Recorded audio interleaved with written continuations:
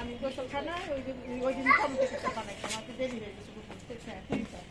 আমি ওই গোসলখানায় ঢুকছি, সেও আসছে, সে পাঞ্জাবি দুটো দিয়ে চলে গেছে। আমি কন্যার দ্বারা আমাকে বসবে না, আমি বাইরে হয়তো আমার সাথে দেখা করে যাইতো।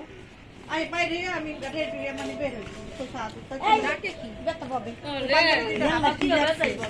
হাতে দিয়ে গেছে। পরে জিজ্ঞাসা আসে না, কালকে আসো না পাবে না